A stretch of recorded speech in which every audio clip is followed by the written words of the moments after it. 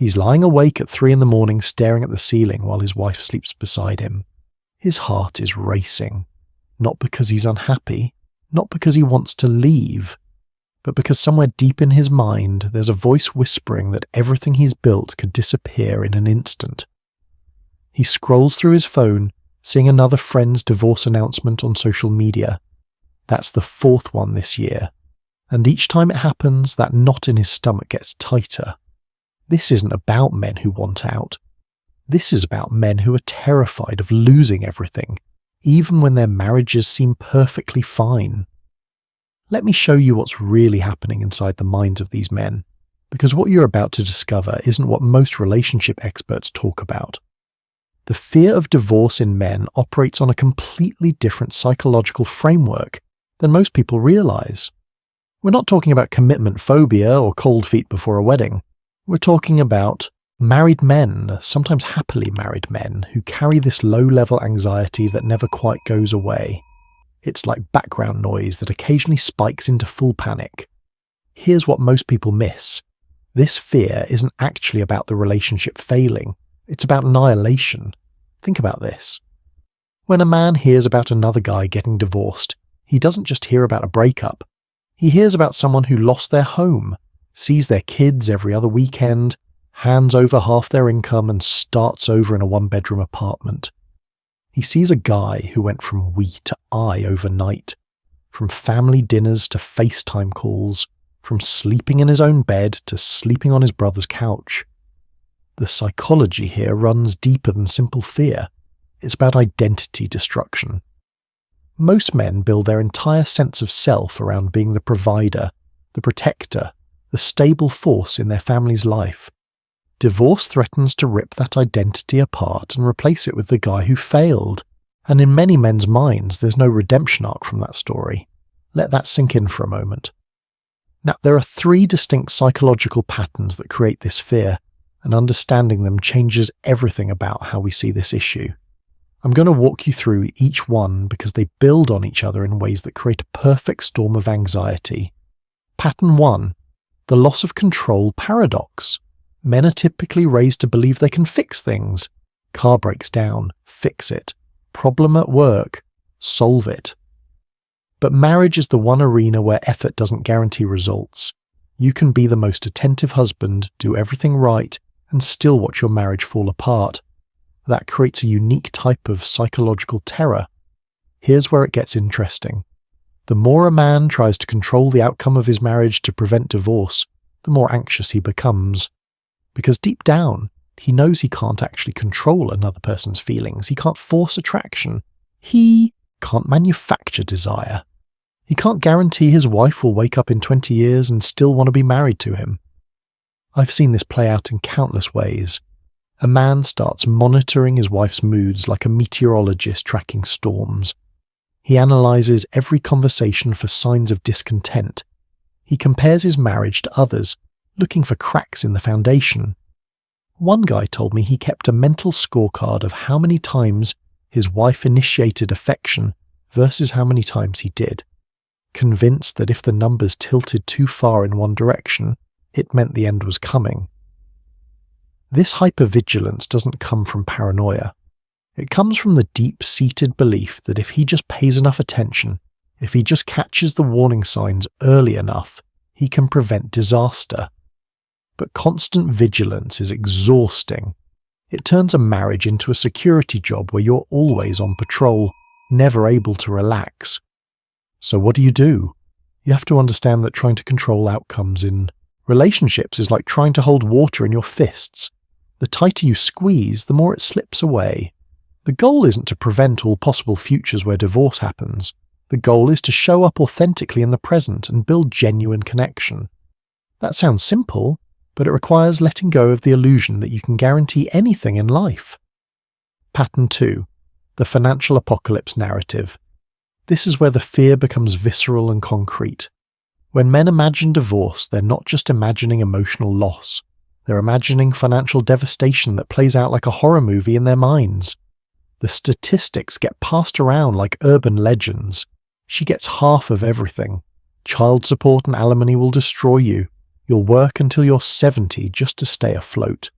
Whether these fears match reality or not becomes almost irrelevant, because the perception creates the psychological impact. But here's where it gets interesting. The financial fear isn't really about money. It's about what money represents: autonomy, options, dignity, and the ability to provide for yourself and the people you love. Picture this scenario. A man works hard his entire adult life. He builds a career, saves for retirement, buys a house, creates stability. Then one day, through no fault of his own, or maybe through some fault he can't quite name, he's suddenly facing the prospect of losing half of what he spent decades building. More than that, he might end up paying ongoing support while maintaining his previous standard of living becomes impossible. The psychological weight of this isn't just about the dollars. It's about starting over at 40 or 50 with half the resources and half the time. It's about watching your kids grow up in a house you're paying for but don't live in. It's about explaining to your elderly parents that you can't help them financially anymore because your obligations have changed. One man described it to me like this: I feel like I'm one bad conversation away from becoming financially irrelevant to my own life. Here's the thing. This fear gets reinforced every single time a man hears a divorce story where the financial outcome seems brutal. And we tend to hear those stories more than the reasonable ones because they're more dramatic, more shareable, more memorable.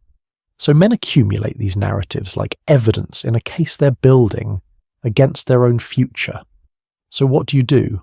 First, separate the actual financial risks from the catastrophic fantasy. Yes, divorce has financial consequences, but the horror stories represent extreme cases, not typical outcomes.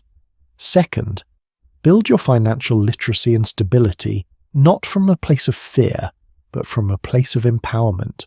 When you feel financially competent and diversified, the fear loses some of its teeth. And third, recognize that financial fears often mask deeper anxieties about worthiness and value that have nothing to do with money. Pattern 3, the identity dissolution crisis. This is the deepest layer, and it's the one that most people never talk about. When a man identifies strongly as a husband and father, divorce threatens to erase the central organizing principle of his life. Let me show you how this actually works. Most men don't have large social networks. They have work colleagues and maybe a few close friends, but their primary emotional world revolves around their family. Their wife is often their main confidant, their kids are their purpose, and family life is the structure around which everything else is arranged. Remove that structure, and suddenly there's a void where identity used to be. Who am I if I'm not waking up with my family every morning? What's the point of working hard if I'm not building something for them? Where do I belong if home isn't mine anymore? Think about this. Society gives men very few acceptable ways to derive meaning and purpose. Career success? Sure, but that feels hollow without someone to share it with. Hobbies and interests? Those are nice, but they're not enough to build an identity around. For many men, family becomes the answer to the question, what's my life about? Take that away, and the question becomes terrifying. I knew a guy who went through a divorce after 15 years of marriage. Successful career, good relationship with his kids, maintained his dignity throughout the process. But he told me the hardest part wasn't the legal battles or the logistics. It was the first weekend after his kids went to their mum's house. He said he stood in his apartment, which was clean and organized and empty, and realized he didn't know what to do with himself. Not just that evening, but in a larger existential sense. He'd spent 15 years knowing exactly who he was and what his role was. Now that role was gone, and he had to figure out how to be a person again instead of just a husband and father. The psychology of this runs incredibly deep. Men are often taught that their value comes from what they provide and who they take care of. Strip that away and what's left? That's the question that haunts men who fear divorce. Not just will I survive, but will I still matter? So what do? You have to build an identity that includes but isn't dependent on your relationship status. That doesn't mean caring less about your marriage. It means developing friendships, pursuing interests, maintaining connections, and knowing yourself as an individual even while you're part of a couple. The strongest marriages aren't between people who can't exist without each other. They're between people who choose each other while fully capable of standing alone. Now, let's talk about what happens when this fear goes unchecked. The irony of divorce anxiety is that it often creates the exact conditions that make divorce more likely. When a man is constantly operating from a place of fear, it changes how he shows up in the relationship. He becomes either withdrawn or controlling, either checked out or hypervigilant. Neither of those states creates intimacy. Fear makes men ask questions they don't want to know the answers to. Are you happy? Becomes a loaded inquiry that puts pressure on both people.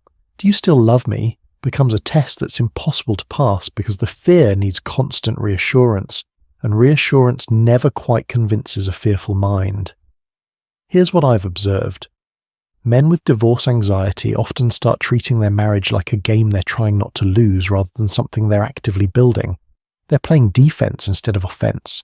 They're trying to avoid mistakes rather than create joy, and that defensive posture is exhausting for everyone involved. The wife picks up on this energy even if she can't name it. She feels her husband's anxiety and interprets it in various ways. Maybe she thinks he's not attracted to her anymore. Maybe she thinks he wants out. Maybe she just feels the weight of being responsible for his emotional stability. None of these interpretations improve the relationship. Think about what happens in this dynamic. The man is afraid, so he either clings tighter or withdraws further.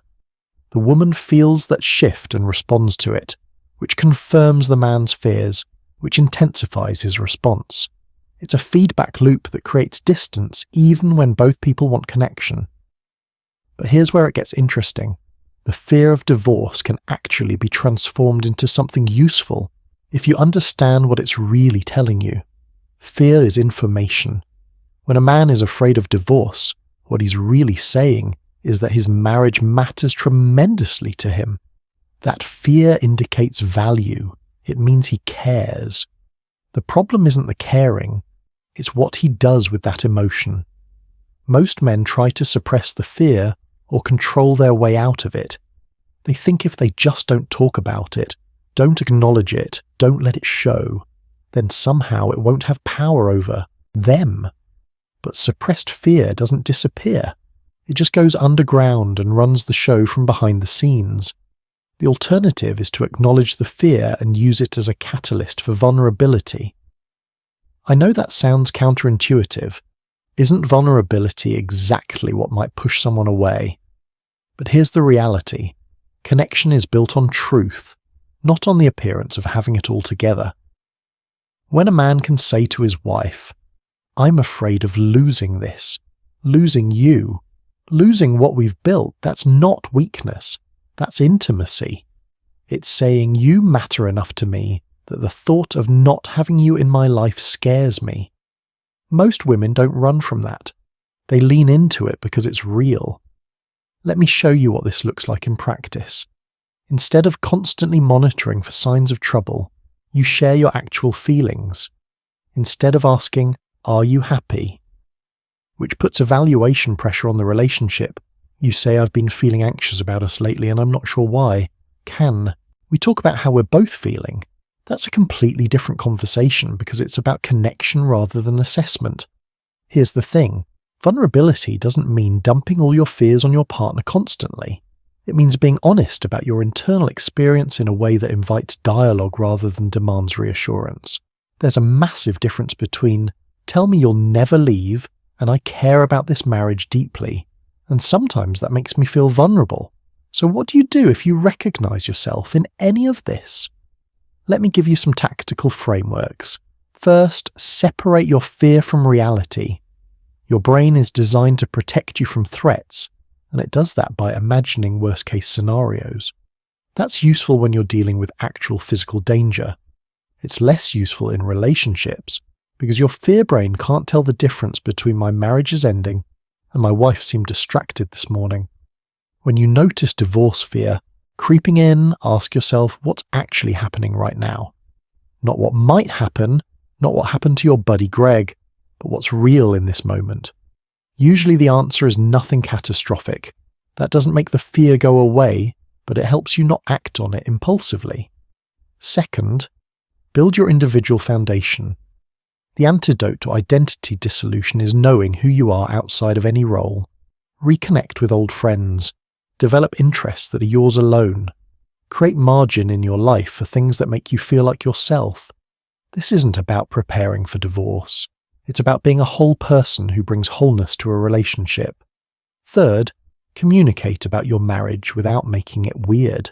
Regular check-ins about how you're both feeling don't have to be heavy interrogations. They can be casual conversations where you both share what's working and what you'd like more of. The goal is to normalize talking about the relationship so that it's not this scary thing you only address when problems arise. Fourth, invest in genuine connection. Fear makes people protective, but the strongest protection against divorce isn't guardedness, it's actual intimacy. Prioritize time together that isn't about logistics or parenting or finances.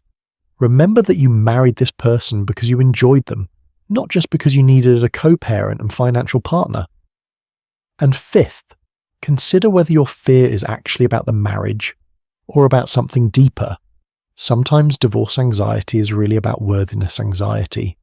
It's the fear that you're not enough, that you don't deserve good things, that you're always one mistake away from losing what you love. That's not a relationship problem. That's a personal growth opportunity that therapy or self-work can address. Here's what I want you to understand. The fear of divorce doesn't make you weak or broken. It makes you human. Every person who loves deeply faces the reality that love means vulnerability to loss. The question isn't whether you feel that vulnerability. The question is what you do with it. You can let it drive you into protective patterns that create distance, or you can let it remind you to cherish what you have while you have it, to show up fully, to choose your partner every day instead of just holding on out of fear. The men who navigate this fear successfully aren't the ones who eliminate it. They're the ones who feel it and choose connection anyway. They're the ones who understand that the alternative to risking loss isn't safety. It's never fully engaging in the first place. And that's a loss of its own kind, just slower and less obvious. So if you're lying awake at 3 a.m. with that knot in your stomach, here's what I want you to know. Your fear is a sign that you care. Let it drive you toward your partner, not away. Let it motivate you to build something real, rather than just protect what you're afraid to lose. Because the marriages that last aren't the ones where nobody was ever afraid.